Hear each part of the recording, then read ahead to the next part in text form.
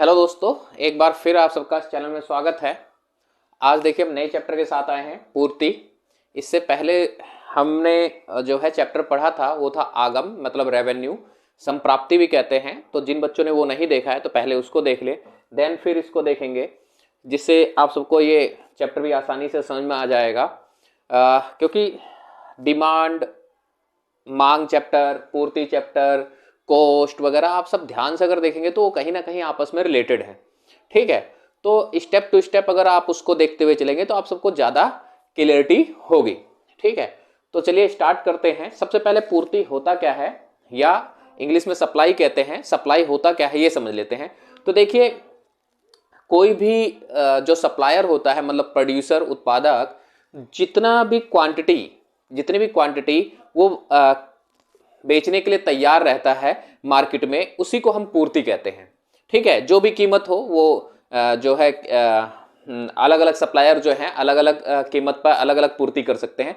तो मतलब वो जो भी प्रोडक्ट है उसको बेचने के लिए अगर मार्केट में तैयार है, जितनी मात्रा वो बेचना चाहता है, उसी को हम पूर्ति कहते हैं। फॉर एग्जाम्पल मान लीजिए कि ये जो मार्कर है, कोई भी उत्पादक है वो क्या करता है कि मार्केट में 10 रुपए कीमत पे वो क्या करता है कि इसकी 10 इकाई जो है वो मार्केट में उतारता है, बेचने के लिए तैयार है।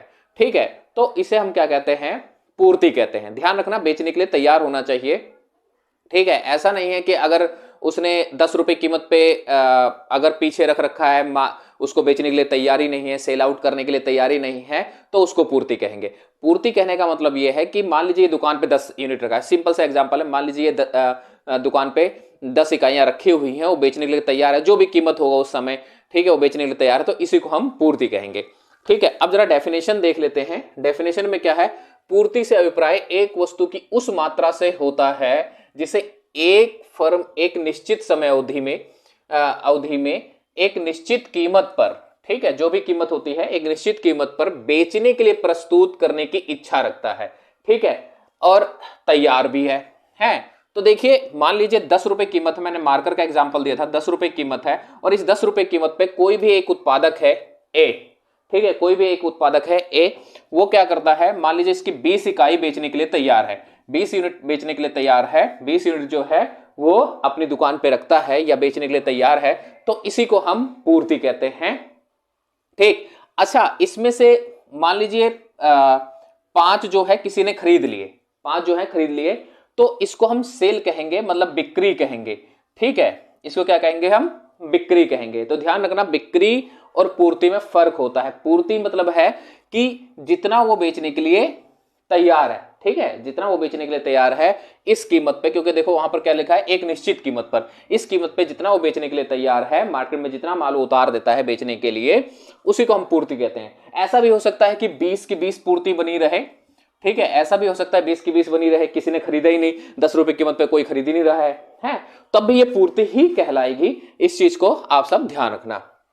अब उसके बाद आई होप आप सबको जो पूर्ति का डेफिनेशन है वो समझ में आ गया होगा।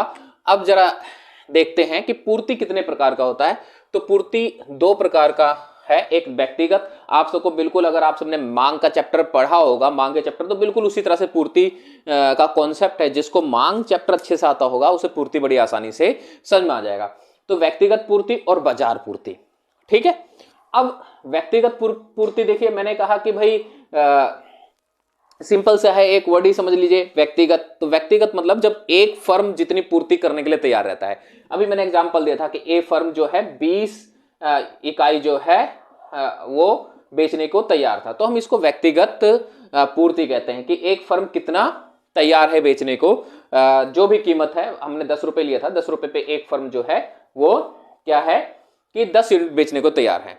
और बाजार पूर्ति का मतलब क्या होता है, बाजार पूर्ति का मतलब होता है जब एक से ज्यादा फर्म उस कीमत पर जितनी भी मात्रा जो है निकालने के लिए तैयार रहते हैं, तो हम उसको बाजार पूर्ति कहते हैं। फॉर एग्जांपल मान लीजिए ए फर्म था वो 20 यूनिट, और जो बी फर्म है वो इसी 10 रुपए पे क्या करता है कि 10 यूनिट जो है बेचने के लिए तैयार है।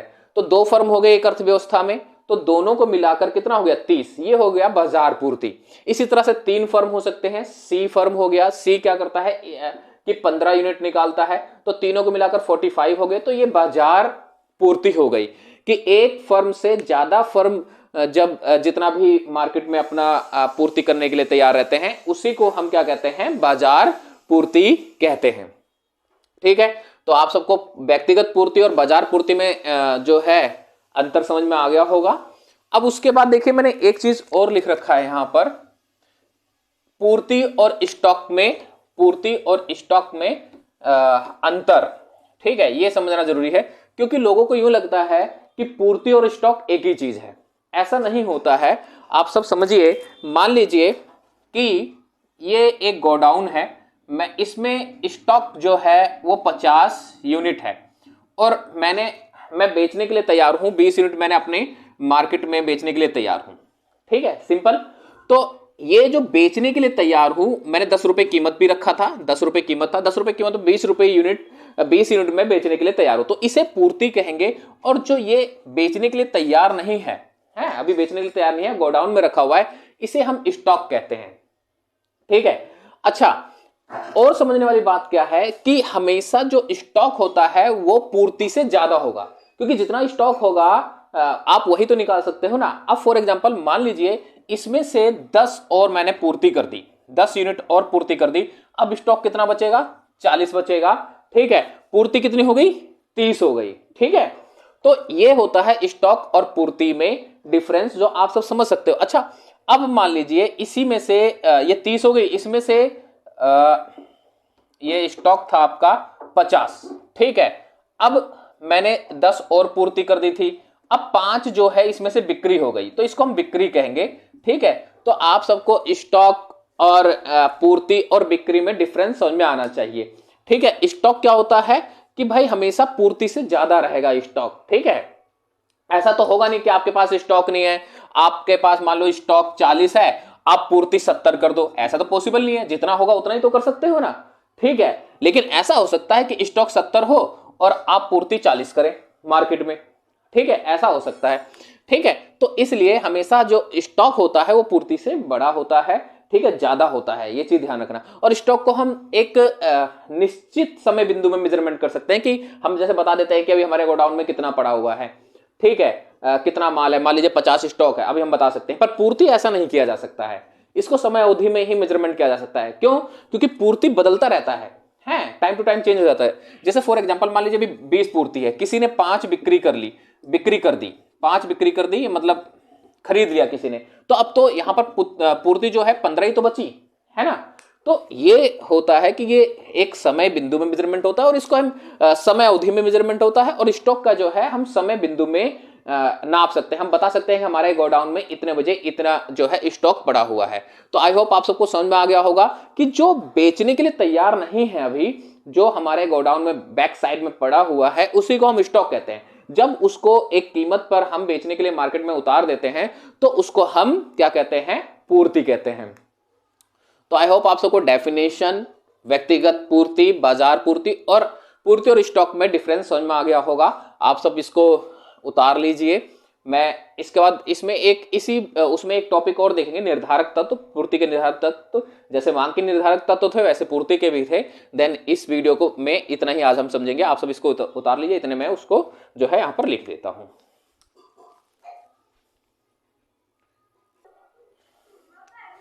तो चलिए देखते हैं भाई पूर्ति के निर्धारक तत्व। अब पूर्ति के निर्धारक तत्व क्या होता है पहले ये समझ लेते हैं। तो पूर्ति के निर्धारक तत्व का मतलब होता है कि ऐसे तत्व जिनसे पूर्ति कम ज्यादा होती है, निर्धारित होती है कि कम होगा या ज्यादा होगी पूर्ति। ठीक है, तो उसको हम पूर्ति के निर्धारक तत्व कहते हैं। या सिंपल से उसमें कह सकते हो कि पूर्ति को प्रभावित करने वाले तत्व, कि जिनके कारण पूर्ति प्रभावित होती है। प्रभावित का मतलब यही तो होगा, या तो कम होगा या ज्यादा होगा। तो एक एक करके हम समझ लेते हैं। तो देखिए सबसे पहले क्या है, वस्तु की अपनी कीमत है। भाई जिस वस्तु की आप पूर्ति करना चाह रहे हैं उसकी अपनी कीमत जो है वो पूर्ति की मात्रा को निर्धारित करती है कि कम होगा या ज्यादा होगा। जैसे फॉर एग्जांपल अगर किसी वस्तु की कीमत बढ़ती है तो उसकी मार्केट में पूर्ति ज्यादा होता है। ठीक है, कीमत के साथ, उसकी अपनी कीमत के साथ प्रत्यक्ष संबंध होता है। मार्केट में क्या होगा कि उसकी पूर्ति ज्यादा होगी। ऐसा क्यों होता है? क्योंकि जो फर्म है या जो उत्पादक है उसको अधिक लाभ मिलता है, और वस्तु की कीमत अगर कम होती है तो उसकी पूर्ति जो है वो क्या होती है, कम हो जाती है। ठीक है, क्योंकि उसे कम लाभ मिलेगा तो कम पूर्ति करता है और वेट करता है कि जब कीमत ज्यादा होगी, जब हम पूर्ति ज्यादा करेंगे। तो क्या होता है, वस्तु की अपनी कीमत के साथ जो है पूर्ति का प्रत्यक्ष संबंध होता है। कीमत बढ़ेगी तो पूर्ति बढ़ेगा, कीमत कम होगी तो पूर्ति कम होगी। अन्य वस्तु की कीमत भी जो है पूर्ति को क्या करती है, प्रभावित करती है। जैसे एक एग्जांपल समझ लीजिए कि मान लीजिए गेहूं है, अब गेहूं की कीमत जो है वो कम होने लगी है, ठीक है, और चावल की कीमत जो है वो बढ़ने लगी। ठीक है, चावल की कीमत जो है बढ़ने लगी, तो अब क्या करेगा उत्पादक, गेहूं की पूर्ति कम करेगा और चावल की पूर्ति जो है मार्केट में ज्यादा करना शुरू कर देगा।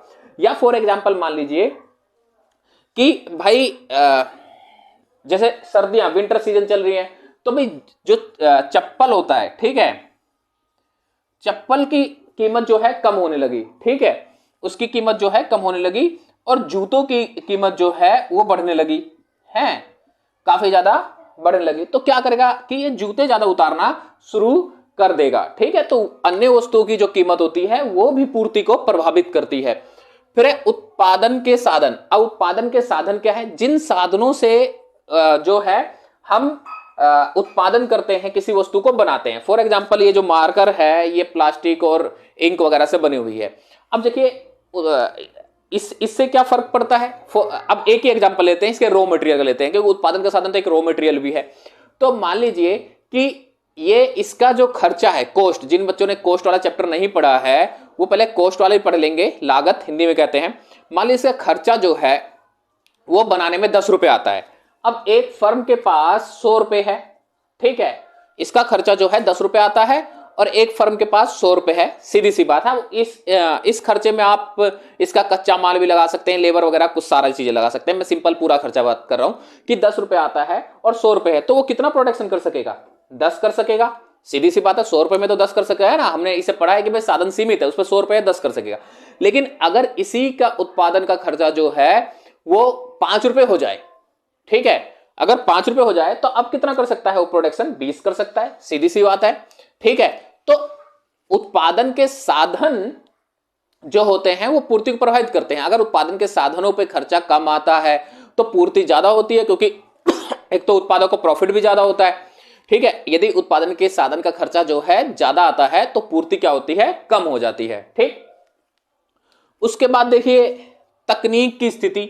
अगर अच्छी तकनीक है, अच्छी टेक्नोलॉजी है, नई टेक्नोलॉजी है, उन्नत तकनीक है, तो क्या होता है, फिर से वही चीज है कि जो उत्पादक है उसका खर्चा कम होने लग जाता है, क्योंकि उस पर घिसावट वगैरह ये सारी चीजें कम हो जाती हैं, बहुत सारे खर्चे जो हैं कम हो जाते हैं, तो उत्पादन ज्यादा होता है। ठीक है, और अगर तकनीक पुराना है तो एक तो ऐसी प्रोडक्शन कम होगा, दूसरी बात उस पर खर्चा वगैरह भी ज्यादा आएगा।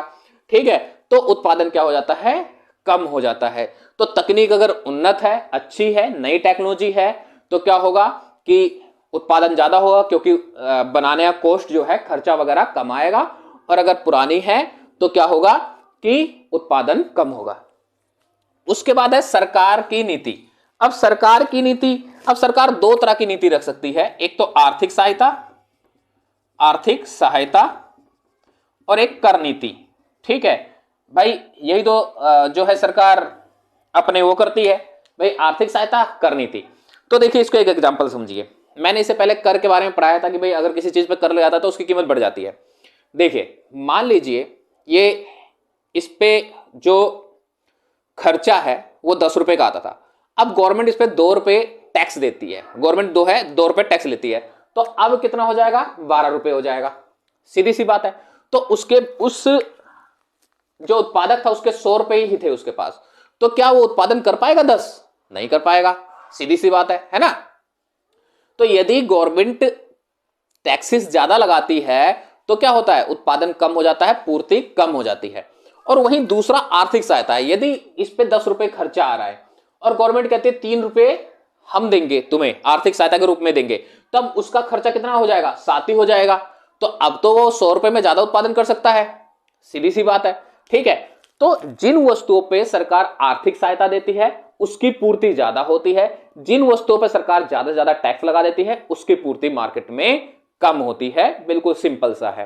ठीक है, तो आई होप अभी तक के ये सारे पॉइंट समझ में आ गए होंगे। अब बात करते हैं फर्म का उद्देश्य। फर्म का उद्देश्य, अब फर्म, अलग अलग फर्मों के अलग अलग उद्देश्य हो सकते हैं। जैसे एक फर्म हो सकता है कि वो कम से कम प्रॉफिट में ज्यादा से ज्यादा अपनी चीजों को बेचना चाहता है, ठीक है। एक फर्म ऐसा हो सकता है जो एक ही प्रोडक्ट पे ज्यादा प्रॉफिट लेना चाहता है लेकिन अपने ग्राहक कम करना चाहता है, ठीक है।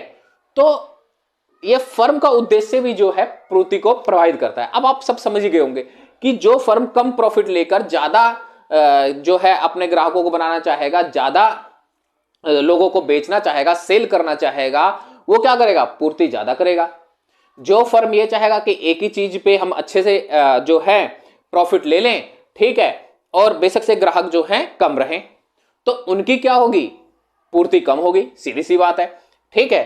तो ये होता है फर्म का उद्देश्य। जो फर्म ज्यादा से ज्यादा चीजें बेचना चाहते हैं कम प्रॉफिट में, उनकी पूर्ति ज्यादा होती है, और जो फर्म जो है अधिक प्रॉफिट लेना चाहते हैं वो पूर्ति जो है कम करते हैं, ठीक है। अच्छा, अभी तक तो हमने पढ़ा कि भाई पूर्ति के निर्धारक तत्व तो ये जो व्यक्तिगत फर्म के थे, ठीक है, व्यक्तिगत फर्म के थे। अब बात करते हैं बाजार पूर्ति को प्रभावित करने वाले कारक। अब एक चीज समझ लीजिए कि जो जितने पॉइंट हैं ये सारे बाजार पूर्ति को प्रभावित भी करते हैं, परंतु बाजार पूर्ति वाले व्यक्तिगत को प्रभावित नहीं करते हैं। तो ये सारे पॉइंट इसमें भी आएंगे, ठीक है। और इसके अलावा ये 3 पॉइंट आप सबको और ध्यान में रखना है, ठीक है। तो चलिए समझते हैं। भाई बाजार में फर्मों की संख्या, हमने इससे पहले एग्जांपल ABC का लिया ही था कि यदि बाजार में फर्मों की संख्या ज्यादा है तो पूर्ति ज्यादा होगी। फॉर एग्जांपल मान लीजिए कि भाई मान लीजिए एक फर्म है ABC, अब एक ही फर्म है वो 10 पूर्ति कर रहा है, तो 10 ही रहेगी। अब मान लीजिए B आ गया, इसने 5 करे, C आ गया, इसने 2 करा, तो पूर्ति बढ़ गई ना भाई, कितना हो गया, टोटल 17 हो गया। तो अगर बाजार में फर्मों की संख्या ज्यादा है तो पूर्ति ज्यादा होती है, फर्मों की संख्या अगर कम है तो पूर्ति कम होगी। जितनी ज्यादा फर्में बढ़ते जाएंगी पूर्ति ज्यादा होती जाएगी। उसके बाद है कीमत के संबंध में प्रत्याशा। देखिए होता क्या है कि यदि उत्पादक को या फर्म को यह लगता है कि भविष्य में कीमत बढ़ने वाली है, तो इस समय वो क्या करेगा, पूर्ति कम करेगा, चीजों को स्टॉक करेगा। क्यों? क्योंकि जब भविष्य में कीमत बढ़ेगी तो उसे लाभ ज्यादा होगा, तो उस टाइम पूर्ति ज्यादा करेगा। और यदि उत्पादक को यूं लगता है कि भविष्य में कीमत कम होने वाली है तो वो चाहेगा कि इसी टाइम सारे स्टॉक फटाफट निकाल दो, क्योंकि भविष्य में कीमत कम होने वाली है, हमारा प्रॉफिट कम हो जाएगा, ठीक है। तो इस टाइम क्या करो, ज्यादा ज्यादा पूर्ति जितना निकाल सकते हो मार्केट में बेच दो, सेल कर दो, पूर्ति निकाल दो, सीधी सी बात है। तो ये भविष्य में कीमत के संबंध में प्रत्याशा होती है कि भविष्य में कीमत की प्रत्याशा लगाता है एक उत्पादक, मतलब भविष्य में फ्यूचर में कीमत क्या होगी उस हिसाब से वो पूर्ति करता है। तो ये भी एक निर्धारक तत्व है।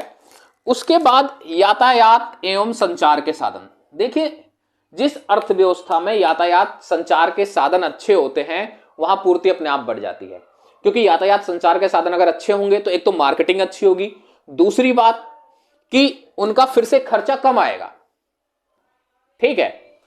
और खर्चा कम आएगा तो आप वही एग्जांपल समझ सकते हो, खर्चा कम आएगा तो प्रोडक्शन अपने आप बढ़ेगा, उत्पादन अपने आप बढ़ेगा।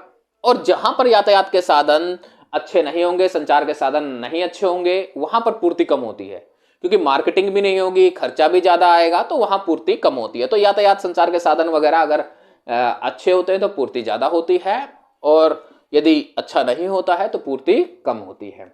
एक बार मैं फिर से बता देता हूं कि ये सारे पॉइंट जो हैं यहां से यहां तक जो ब्लैक में मैंने लिखा है ये सब व्यक्तिगत के हैं, परंतु ये बाजार के भी हैं।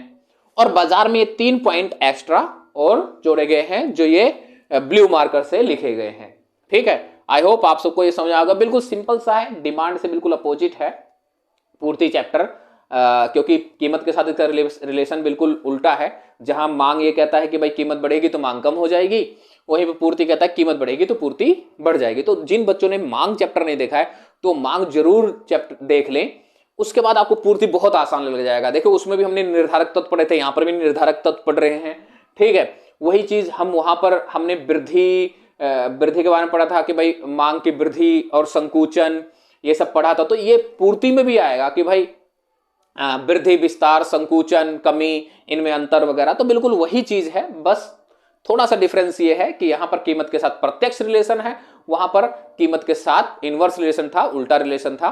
ठीक है, ये चीज ध्यान रखना। इसलिए मैं कहता हूं कि मांग चैप्टर अच्छे से अगर पढ़ लेंगे तो ये और आसान हो जाएगा। ठीक है, आई होप आप सबको समझ में आ गया होगा। ठीक है, इसके बाद इसका हम कोशिश करेंगे कि भाई इसको, क्योंकि बड़ा चैप्टर है तो 3 पार्ट में खत्म कर दें। ठीक, और जो है इसके बाद हम एग्जाम से पहले पहले जो है ये जो माइक्रो इकोनॉमिक्स है, व्यष्टि अर्थशास्त्र है, उसको खत्म किया जा सके, ये पूरी कोशिश रहेगी। क्योंकि समय नहीं मिल पा रहा है इसलिए मैं जल्दी वीडियो बना नहीं पाता हूं, पर वीकली 1-2 वीडियो जरूर डाल दिया करूंगा। तो चलिए आज के लिए इतना ही, धन्यवाद। बस एक रिक्वेस्ट है, आप सब जो है वीडियो को शेयर करें, लाइक करें, और कोई भी डाउट हो तो आप कमेंट्स बॉक्स में पूछ भी सकते हैं। चलिए, थैंक यू।